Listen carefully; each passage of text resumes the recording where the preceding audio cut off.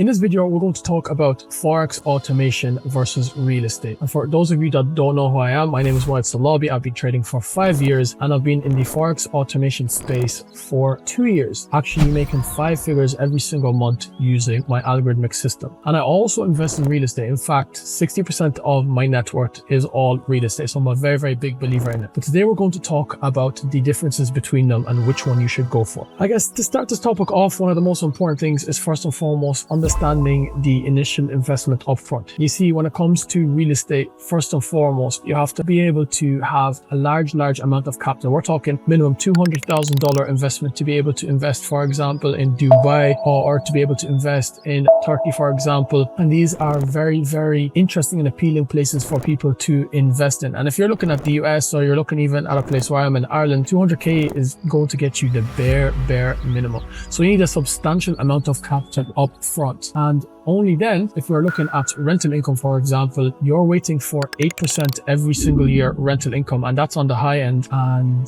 that is pretty much not that much if you look at the grand scheme of things. When you're calculating also property management, you're calculating also tax, you're calculating capital gains on your investment. So that gets shaved off very, very quickly. Whereas if we take a look at the Forex automation, you can do easily about 100 to 150% every single year. So we're averaging about 10 to 12% every single month. But the only difference between it is that, of course, the Forex automation is a lot more high risk, in my opinion, than the real estate investment. Another thing about it is that a lot of people think that real estate beats inflation. In my opinion, that's not really the case, right? Because if you invest 200K into a property, capital appreciation in 5 years is 240K now. So you've made 40 grand in profit. But the thing is, if you now sell that property, go to buy a similar property in the same caliber, it's probably also then going to be 240 grand again. So where really is that 40 grand profit? So that's another thing that I really don't like about property. Now, when it comes to barrier of entry, of course, property has a much higher barrier of entry because it requires a lot more substantial capital and you go through a much larger process. Whereas Forex automation, well, you can start with a minimum of $5,000, $10,000, $20,000, and it's very, very easy to be able to just deploy that account, connect the algorithmic system to it, and start trading. I mean, just take a look at our interviews where some of our clients have started with 10, 20K and they've made some very, very substantial profits using Forex automation. And another massive point for me specifically is to be able to tap into liquidity. Being able to tap into liquidity is how fast can you liquidate your asset in order to be able to get cash. You see, with something like Forex automation, you're using liquidity to generate more liquidity. That's what I really like about it, is the fact that if I want to withdraw $10,000 of my investment right now, amazing, I can do it, and I can withdraw every day if I want it. Whereas with real estate, the problem is, well, even if you're making rental income, you're only getting one payment every single 30 days. So you're only getting 12 payments in a single year. As well as that, to be able to actually sell that for the whole amount, sometimes it could take months, even years, to be able to get rid of your property, especially if it's not in a very, very prime and much demanded location. So being able to tap into liquidity in and out very fast is something very, very important, especially for people that don't have an insane amount of capital that they can just leave that property, rest there for 10, 20 years. Most people actually just have only, like, for example, $1 million to their name. They want to be able to tap into that house pretty fast if something big happens or an even bigger and better opportunity comes across them. So this is another very, very important point. Lastly, and I think the most important thing is returns. When we take a look at, as we mentioned, Forex automation returns, you can usually generally make about 100 to 150%. You can even make about 200% if you really, really go extra high risk. Whereas when you take a look at returns from property, well, if you're looking at the best of the best locations, you're only getting about 6 to 8% rental every single year. And remember, there's a lot of taxes and a lot of different fees that you have to pay on top of that.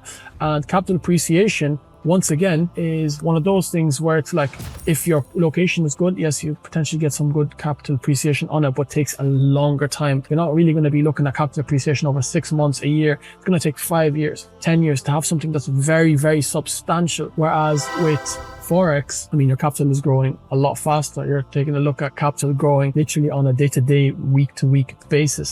So being able to make money as fast as possible in the shortest amount of possible is obviously going to be the Forex automation route. But that is, of course, more risky than the real estate route. So the best part about it, and the best way to go about it really, is that you just diversify. Now, if you have a good amount of capital in general, I would go the real estate route and then also add the Forex automation as something that's going to generate cash flow for me. So because the way I see it is real estate is a wealth maintainer investment, and this is something that's going to maintain your wealth and preserve your capital, whereas Forex automation is a cash flow generator investment, and this is going to generate cash on a day-to-day basis that you can be able, as I said, tap into that liquidity, take it out, pay your bills with it, buy things that you like, etc. So when you're looking at those two options, once again, I really don't think is it an either or type of a thing. I think you should go for both, especially if you're a large amount of capital, go for both. It's part of a diversified portfolio, part of a diversified plan. But this is, of course, the pros and cons of both. Both are amazing investments, and regardless whatever you choose to do, it's really more about judging and assessing